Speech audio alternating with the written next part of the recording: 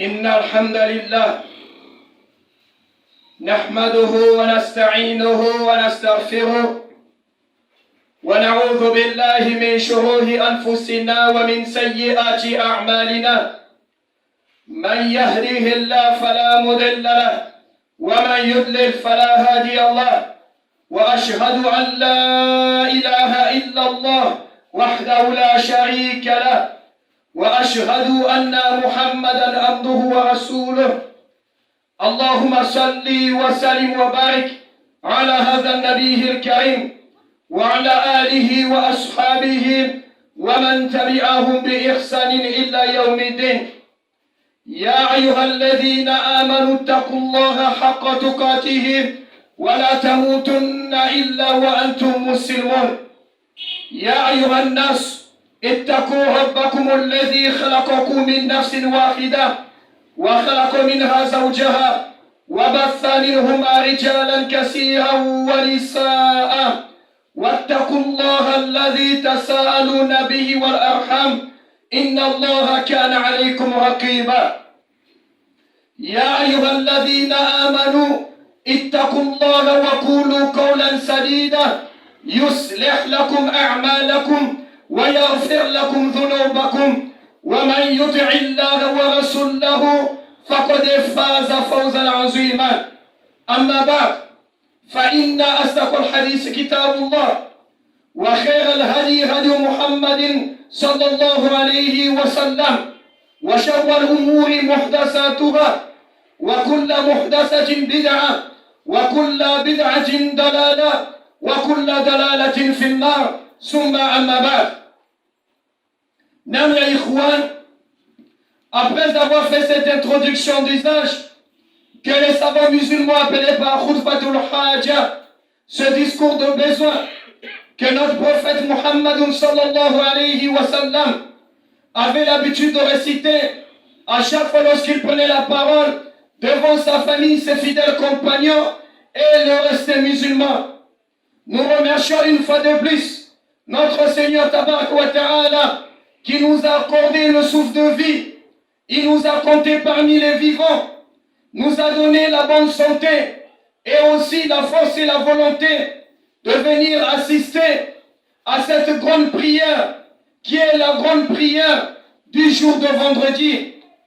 Car nombreux, que ce soit dans nos pays respectifs, dans nos villes, dans nos villages, que ce soit dans nos quartiers, dans nos familles et aussi dans nos foyers, parmi les proches parents et les parents lointains, que ce soit des amis, ont déjà quitté ce bas monde.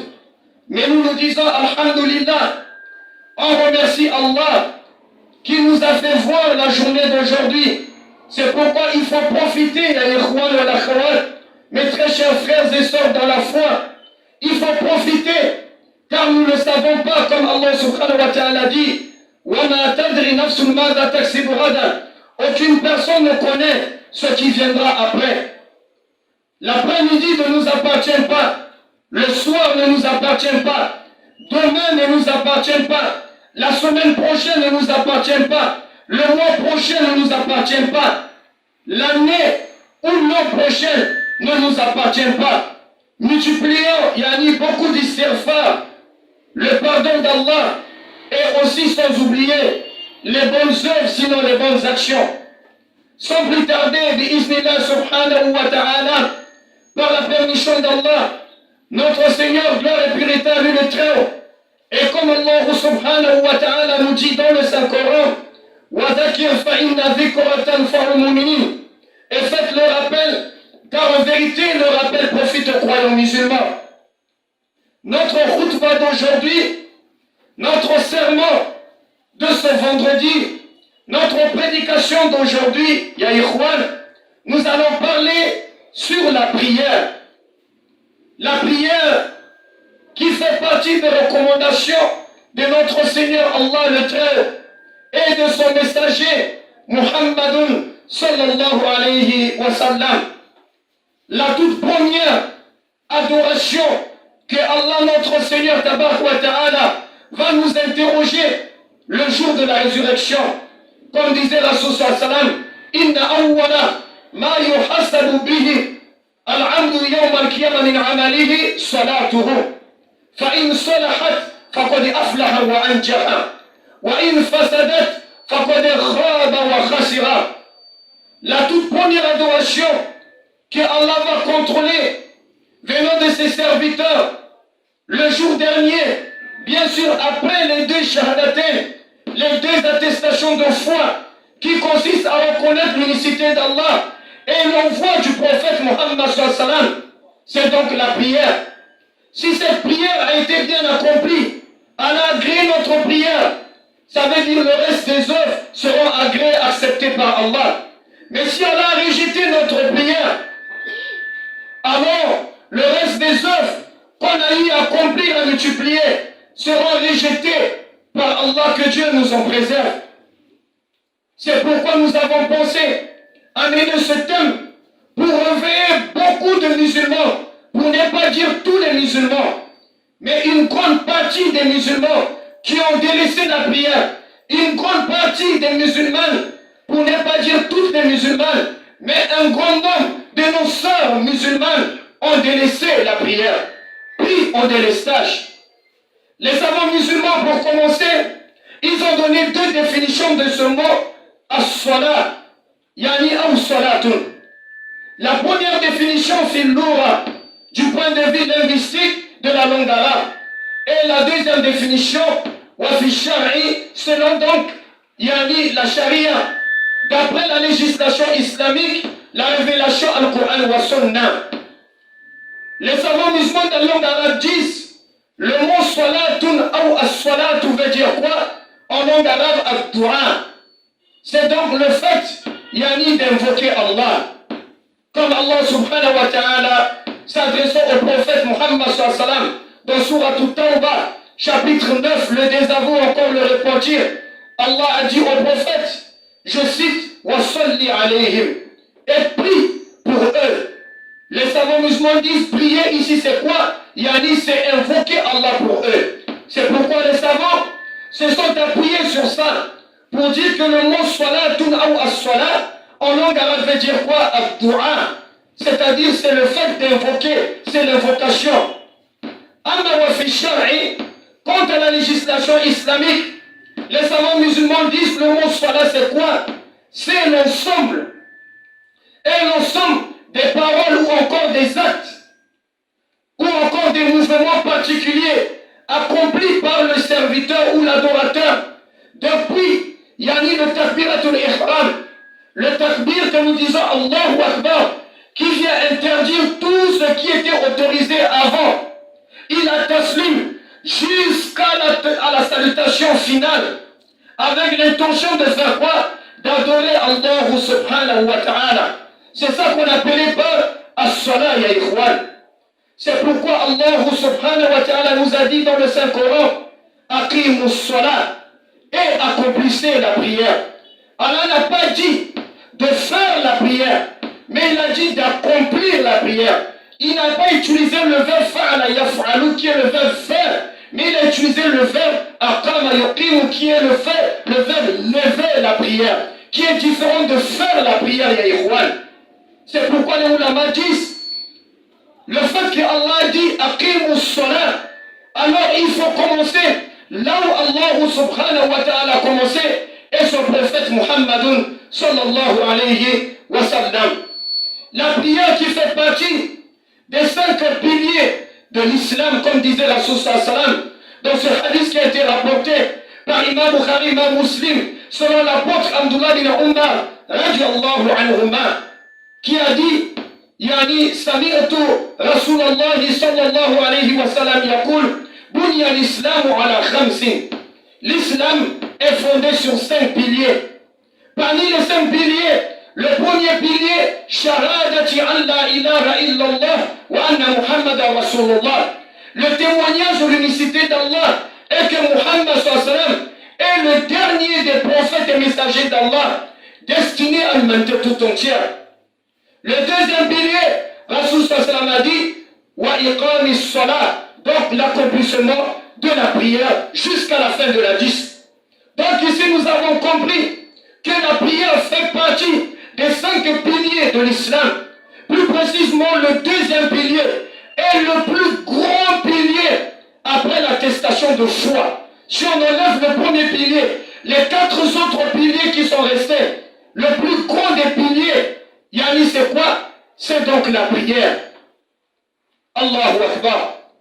C'est pourquoi Cheikh Fawzan, yani, Hafizahullah, disait Alladhi la yusalli fala dina lahu. Tout celui qui ne prie pas, celui qui n'accomplit pas la prière, n'a pas de religion. Comme on voit beaucoup de musulmans qui ne prient pas, il a dit La ilaha illallah Muhammad Rasulullah, mais il ne prie pas. Comme dans le soufisme, ou encore dans la tijaniya. Leurs grands ulama, des talala, des carrés, yani, ils sont arrivés à un niveau où ils ne prient pas. Même Juma, ils ne font pas. Les 5 prières, ils ne prient pas. Ils disent que non, allez-y prier. Nous, on avait déjà prié. Les prières de toutes les années, on a déjà accompli. Donc nous prier, ça n'a rien à voir avec nous, ça c'est pour vous. Subhanallah al-Azim. Et d'autres aussi qu'on bouffe injustement de l'argent en disant viens verser telle somme. Je vais prier pour toi. Tu n'as plus besoin d'aller prier. Je ferai des prières, ça va déjà te suffire jusqu'à ta mort. Si tu veux, tu pries. Si tu ne veux pas aussi, tu peux laisser. Regardez le kufr, la mécréance que beaucoup de gens sont tombés à l'intérieur, qu'Allah nous pardonne, qu'Allah nous guide, nous en préserve. Et la prière, ya ikhwan, a été révélée sur Rasul sallam lorsqu'il a commencé la da'wah à Makkah. Allah l'a envoyé بعثه الله بالنذارة عن الشرك ويدعي إلى التوحيد أخذ على هذا 10 سنين.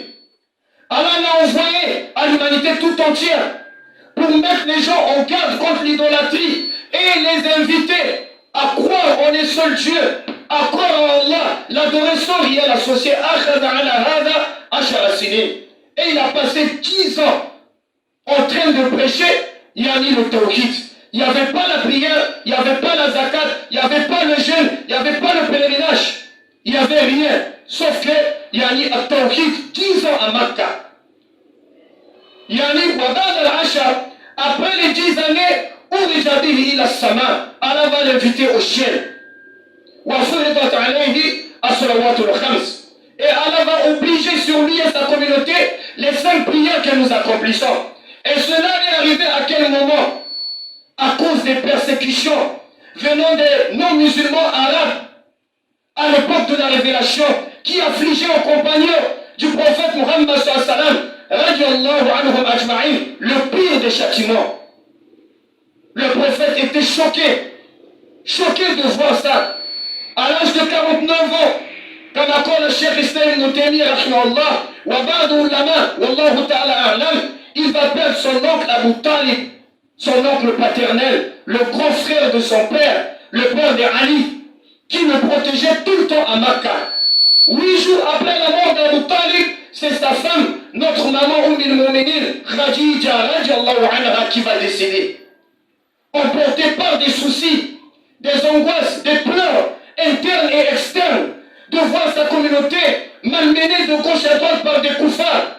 Un jour, il est allé s'allonger vers Al-Hijra, qui est non loin de la Kaaba. Allah va envoyer l'ange Gabriel avec un animal qu'on appelle par l'Al-Bora, comme on avait dit le vendredi passé. Cet animal a la couleur blanche et a des ailes. Et elle file, ya ikhwan, plus que le train TGV. Quand Jibril est arrivé, Cheikh Husseini nous dit, il a déchiré la poitrine de Rasul sallam, car le prophète a subi 2 fois des opérations. Lorsqu'il était jeune, à peu près l'âge de 8 ans, 9 ans, il avait déjà subi la première. Et ici, c'était la deuxième. Wallahu ta'ala alam. Il a sorti le cœur de Rasul sallam, a lavé cela avec l'eau de Zamzam. Il a renforcé l'iman à l'intérieur, et la certitude, afin de préparer le messager d'Allah, des choses qu'il ira voir au ciel. Et lui a dit de monter sur la bête. Ils ont quitté dans la même nuit, de Makkah jusqu'à Jérusalem. Arrivés à Jérusalem, ils ont quitté de Jérusalem. Dans la même nuit, ils sont partis au ciel. Ils ont dépassé le premier ciel. le deuxième ciel, le troisième ciel, quatrième, cinquième, sixième, jusqu'au septième, arrivé jusqu'à Baytul Ma'mour. Et ils ont dépassé jusqu'à Sidratul Muntaha. Jibril a dit, moi, ma limite, Allah m'a fixé, c'est ici. Je ne peux plus avancer. Continue. Et il s'est manifesté pour la seconde fois. Parce que le prophète l'a vu 2 fois dans sa forme angélique. La première fois lorsqu'il a reçu la révélation, la deuxième fois pendant le voyage nocturne. Il y a vu avec près de 600 ailes. Wallahi. S'il ouvre ça, ça va bloquer l'Est et l'Ouest. Il remit, Rasoul sallam a dit, il va détruire le monde entier. Rasoul sallam a avancé jusqu'à là où il y avait une lumière. Et il n'arrivait pas à fixer cette lumière. Car il n'avait jamais vu notre Seigneur Allah. Comme a dit l'imam Tahawi, dans son livre Al-Aqida Tahawiyya. Il n'a pas vu Allah, mais il entendait la voix d'Allah. Allah lui a prescrit 50 prières pour lui et les gens de sa communauté. Allahu Akbar. Et en descendant avec les 50 prières, il est arrivé au 6e ciel, là où il avait rencontré le prophète Moussa, alayhi salam. Moi je lui ai dit, qu'est-ce que notre Seigneur Allah t'a recommandé pour toi et ta communauté? Il a dit, il m'a recommandé à moi et ma communauté de prier 50 fois par jour. Allahu Akbar. Moussa a crié, il a dit, Subhanallah, Allahu Akbar, retourne auprès d'Allah, demande-lui la réduction.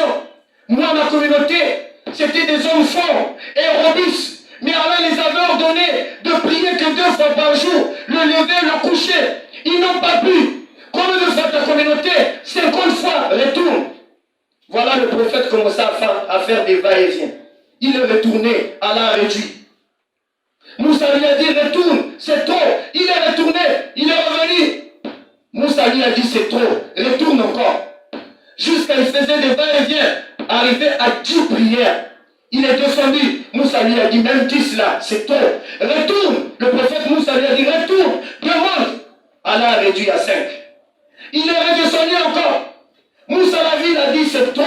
Donc retourne auprès d'Allah, il a dit à Allah. Le prophète Mohammed a dit, là, j'ai trop demandé à mon Seigneur. Il m'a fait cette faveur, il a réduit jusqu'à 5. Je me gêne de retourner encore. Allahu Akbar. Et c'est là où il a quitté. Depuis là-bas jusqu'à avec Jibril. Et cet animal qu'on appelle Al-Buraq, ils ont quitté jusqu'à Masjid Aqsa, la mosquée de Jérusalem, avec les âmes de tous les prophètes qu'il avait rencontrés au ciel. Ils ont fait la prière de Fajr dans la même nuit. La prière de Fajr. Après avoir fini, les âmes sont retournées auprès d'Allah et Jibril l'a pris, l'a ramené. Et ce voyage, Cheikh Hussein a dit, Rasulallah, Allah l'a mené en os et en chair, en esprit. Pas comme d'autres ulama expliquent qu'en esprit la peau était restée, non. Et la peau physique, on l'a mené. C'est lui qui a fait la prière de Fajr. C'est pourquoi on l'appelle Imam al-Mursalin, l'imam des prophètes et messagers d'Allah. Dans la même nuit, il est revenu jusqu'à vers Al-Hijra. Voilà comment les prières ont été révélées. Mais 10, 5 par la réduction, mais égale toujours 50 parce qu'une prière vaut 10. Si on prend multiplier fois 5, ça fait 50, ya Ikhwan. Et toutes les prières au début, en dehors de Maghrib, qui était de 3 rakats toujours, tout le reste des prières étaient de 2 rakats. Comme a dit le Cheikh Hussein, wa ba'd ulama, Fajr était 2 rakats, Zour était 2 rakats, Asir 2 rakats, Maghrib 3 rakats, Isha 2 rakats. Quand Rasoul Sassan va faire la Hijra, il va quitter Makkah, il va aller à Madina. C'est là où Allah va compléter les prières au Ba'iyat. Zour est passé de 2 à 4, Asir de 2 à 4, Isha de 2 à 4.